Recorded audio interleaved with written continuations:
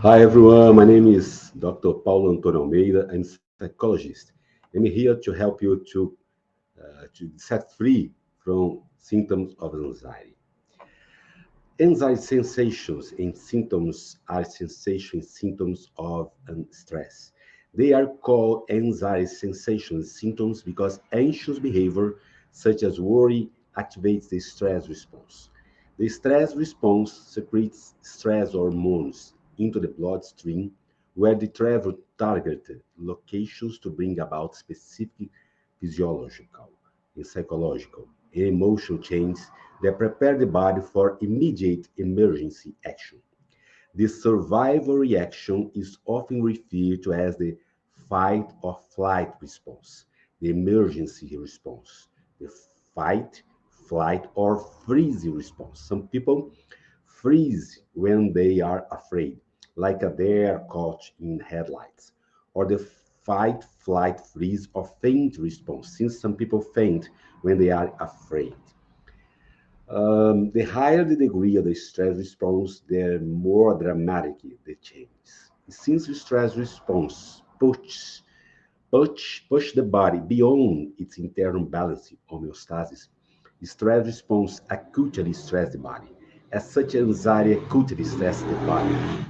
When stress response occur infrequently, the body can quickly recover from the many stress response changes. However, when stress response occur too frequently, such as from overly apprehensive behavior, the body can remain in a state of semi-stress response readiness. In other words, chronically stressed. With this state, stress response hyperstimulation, since stress hormones are powerful stimulants. Hyperstimulation is also often referred to as hyperarousal, HPAX dysfunction, or nervous system dysregulation. Just as an active stress response acutely stresses the body, causing acute anxiety sensations, hyperstimulation chronically stresses the body, causing chronic anxiety symptoms. Every time you are anxious, your body activates a stress response, and one that is proportional to the degree of anxiousness. For instance, mild anxiety activates a mild degree stress response, and a high degree anxiety activates a high degree stress response. This is how the body functions. Every human body responds this way because that is how our innate survival mechanism functions. When the body is healthy and not overly stressed, anxiety sensations subside relatively quickly after the active stress response ends, from a few moments to 20 minutes or more, depending on the degree of the stress response. The more anxious you are, the longer it can take for the body to recover from the activate stress response. However, when the body becomes chronically stressed, chronic activation of the stress response can cause the body's systems, organs, and glands that are affected by the stress response to become stress response hyperstimulated. Hyperstimulation can cause chronic symptoms. Again, this is a normal part of how the body responds when it's under stress, such as when we believe we are in danger. There are many sources of stress that activate the stress response, such as job stress, relationship stress, physical exhaustion, mental effort, emotional distress, and so on. While these sources of stress typically don't elicit the same degree of stress response as anxiety and fear, they still secrete stress hormones into the bloodstream. Any source of strain can cause the body to become chronically stressed, hyperstimulated, and symptomatic, given enough time. However, reducing stress, increasing rest would allow the body to recover in time. As it recovers from chronic stress, hyperstimulation, it stops sending symptoms of stress. No other actions is required. In this regard, recovering from chronic stress, hyperstimulation is a simple process, albeit somewhat slow because of how long it takes the body to recover from hyperstimulation. However, worrying about hyperstimulation and its symptoms will complicate, stall, and will reverse recovery. Uncontained worry is one of the most common reasons why recovering from hyperstimulation is more complicated for anxious people, since worry stresses the body. Unfortunately, uncontained anxious behavior, such as worry, is often the ingredient that spirals hyperstimulation into anxiety disorder. When we become afraid of stress, causes sensations and symptoms, and worry about what we think they may mean, that fear continues to stress the body, and continuous stress causes continuous stimulation, resulting in the persistence or escalation of stress-caused sensations and symptoms. Apprehensive behaviors such as worry is the differentiation factor between those who develop anxiety disorder and those who don't.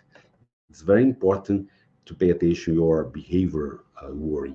And when you change your exaggerate your dramatic worry, you would be better from anxiety.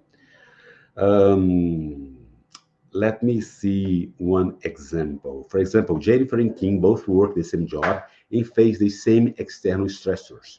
Jennifer isn't anxious and King is. When their work has many tight deadlines, both work hard to meet them. 3 months ago, both Jennifer and King had many important deadlines. They worked around the clock to meet. They worked hard to meet each deadline. Unfortunately, both became highly stressed and symptomatic due to their long hours and pressure. Both experienced sleep disruption, trembling, agitation, nausea, and a panic attack. Both also went to the doctors and were told that their symptoms were caused by stress. They were instructed to go home and take some time off or work to recover. No other treatment other than rest was required. Jennifer accepted her doctor's diagnosis and took some holiday time to unwind. While at home, she rested, gardened, enjoyed her hobbies, and watched some entertaining movies, even though she still had symptoms. After a couple of weeks, Jennifer felt like she was almost back to her previous self. While she still had a few minor symptoms, she knew that in time they would subside too, so she wasn't concerned, as such as she went about her normal life. On the other hand, Kim didn't completely accept her doctor's diagnosis. Consequently, she remained concerned about her symptoms and fretted that maybe they were caused by a more serious medical issue her doctor missed. Rather than going home and following her doctor's advice, she worried. While Kim also took 2 weeks off work, instead of resting, she spent hours on the internet looking up her symptoms. Unfortunately, this only made her more worried because she thought her symptoms were caused by a serious medical conditions rather than stress. The more she checked the internet for reassuring answers, the more frightened she became, thinking the worst was occurring. She had discovered many medical conditions had symptoms like the ones she had.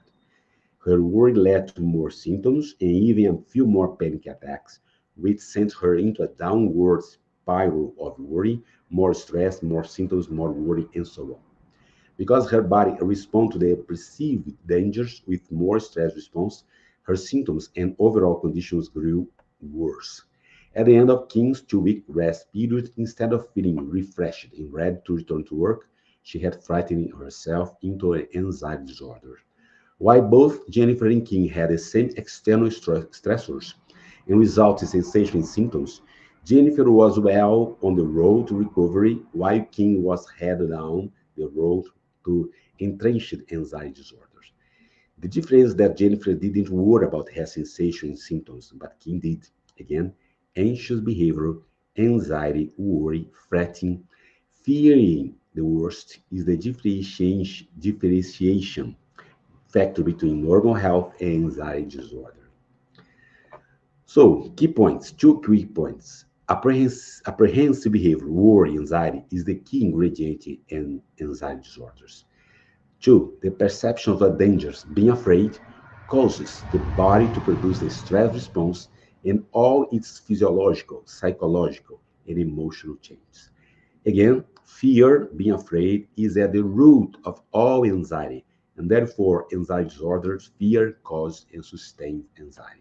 Many people only equate fear with being frightened, terrified, or afraid. However, Fear is also being nervous, worried, fretful, and concerned because this behavior involves thinking about the future in an apprehensive way. Worry can be defined as to think anxiously, to be concerned, afraid, nervous, apprehensive, fearful about a possible immediate short-term or long-term future outcome. Worrying is imagining the future in a fearful way. Worry is often referred to as a negative anticipation, anticipating the future in a negative and threatening way. Previously, we said that all our fears are learned. I have a lot of videos about how to cope with fear. We learned that what to be afraid of and the degree to which we should be afraid of each threat. Because we learn this information, fear is a perceived thought-based notion and therefore psychological. Ufa, it's very important to take rest, to release, to be free from your fear, and step by step, you got this. Thank you for watching me. If you don't subscribe, you haven't subscribed yet, please subscribe here and receive more information about my channel. Thank you very much.